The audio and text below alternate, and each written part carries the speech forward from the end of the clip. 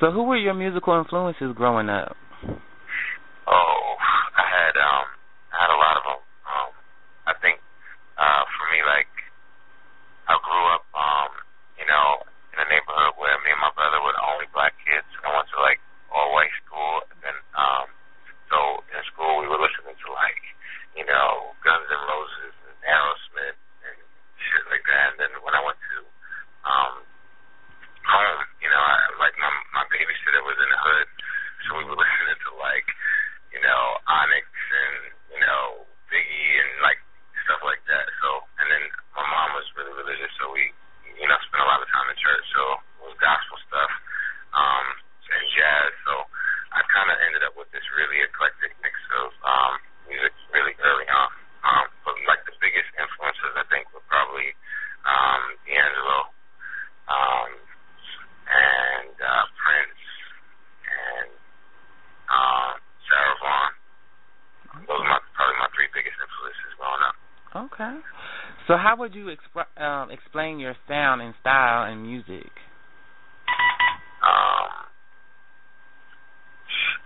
I just call it free. I really feel like it's just a free form. Like I kind of do what I feel. I kind of do what's, what I'm influenced by, which is kind of a little bit of everything.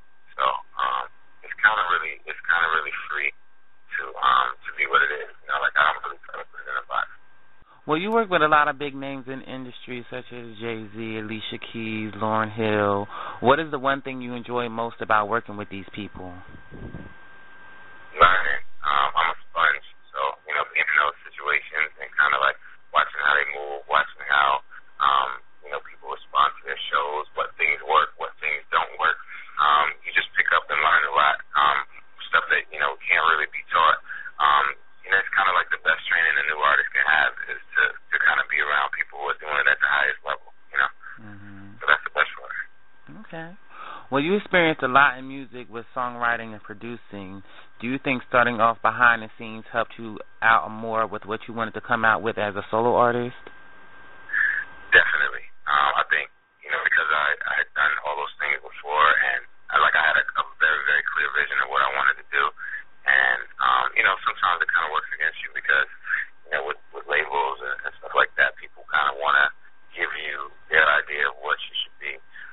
But when you have, when you're really solid on what you know you should be, you kind of have to fight for that because, Okay. That's, it's kind of like a double-edged sword. But I'm glad that I started out in the way I did and that I have such a solid vision for where I want to go.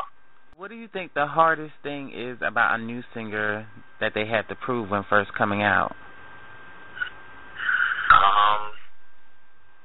I think there's just so many people that say they sing, and there's so many people that say they're artists, and you kind of nowadays you really can't tell what's contrived from what's true, and with things like auto-tune, you could be a rapper and have a #1 R&B song. So it kind of is like now you have to really prove yourself live. You have to really prove yourself as a musician, as a writer, and I think now it's kind of just about connecting with people and letting them feel you, and that's the best thing I can do. I know that for me, especially being on stage, if I get in front of people, I can convince them. So. You have been out for a while, traveling and touring everywhere, and you even dropped a mixtape, The Cure Suite 1. When you look back at everything that you have done so far, what is your most proudest moment? Oh, my proudest moment is playing for Quincy Jones at his estate in Bel Air for this event, and just meeting him and talking to him, and that's actually where I get my name, The Cure, from. It's from Quincy Jones, and just like that whole experience of being and this guy who has worked on everybody from Sarah Vaughan and Ella Fitzgerald and Ray Charles all the way up to Kanye West and John Legend, like people up to that. I think it was just incredible to be around somebody who's been in it that long and done it at such a high level. So that's probably the most memorable experience I've had so far. Okay, that must have been great to meet him. Yeah, it's crazy. Well, you just released your new video for Ain't Enough. What was the influence behind that record? Oh, Ain't Enough is completely, actually the visual is exactly how I felt when I wrote the record. You know, being on the road and touring, you kind of like, you know, it's hard to stay in a long-distance relationship and make it work because, you know, all you have is a phone call, all you have is Skype, all you have is whatever, but, you know, there's nothing like actually physically being there and being in that person's presence. And so I think, you know, the visual, we actually captured a lot of it on flips, on my flip camera while I was out overseas in different countries. And the rest of it we just filled in to just illustrate the point of the song. But, yeah, I think it came out really crazy. And it's basically just, you know, anybody can relate to it. I've actually had a lot of people hit me up who, you know, have, you know, spouses in the military, and they're like, yo, the song really hit home, or anybody in a long-distance relationship, and it really hit home. And especially, you know, anybody touring, you know, you know what it's like to kind of go through that. So now that your new video is out, what can fans expect in new music? Is there a mixtape coming out in the near future? Anything? Well, I just released one Tuesday, The Cure Suite 2. Oh, okay. Which everybody can get on JaidenMusic.com.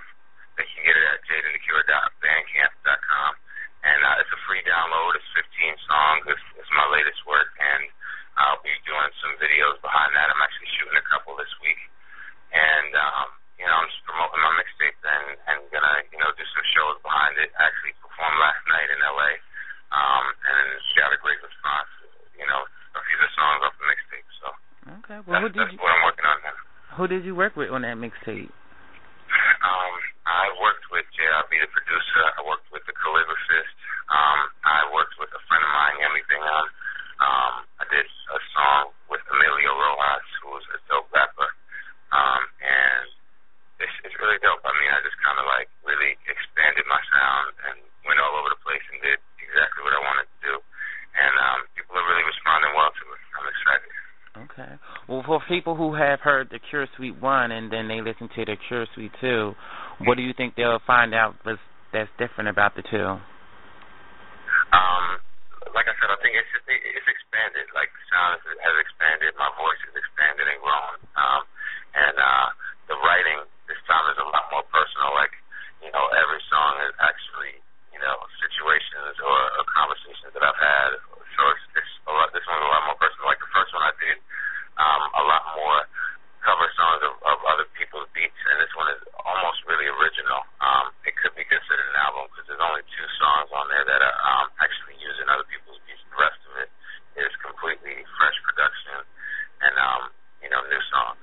So. Well, I know you just said you're going to record some videos for it. Can we get some insight of what songs you're going to record a video for? Yeah, I'm going to do a song for the title track, Shades of Grey. The mixtape's called Shades of Grey. And I'm also going to do a video for another song called Homeless Hearts. And then there may be more after that, but we're working on the visuals for those 2 right now. Okay. Well, are you still writing for other artists right now, or are you just putting all the focus on yourself right now? Oh, no, I'm writing for other artists. You know, I'm currently working on Trey songs. You know, I'm doing some writing for, you know, John Legend's new project. I'm writing for, like, a bunch of people that are coming out. And just, you know, doing as much as I can writing-wise. I'm also, I'll be touring this fall with Chris Brown. So, you know, I'm just keeping it moving. What are some of the other things you have coming up? We know you're going back on tour with Chris Brown, but what are some other things that people can expect? A lot more shows. You can find out about the more shows at JaidenMusic.com. I'm also going to be streaming a lot more often as I record and write and kind of just, you know, letting people see my process more. So, you know, all of that will be through, you know, my website. I also have a blog site that we're launching, and, you know, I'm just going to be a lot more interactive with the fans. And also while I'm away, you know, in different cities with Chris, I'm going to try and just sneak in some places, hop on the keys and sing a little bit, just some impromptu little sessions some places. And, you know, just keep building, keep growing the movement, you know. This right here's for you.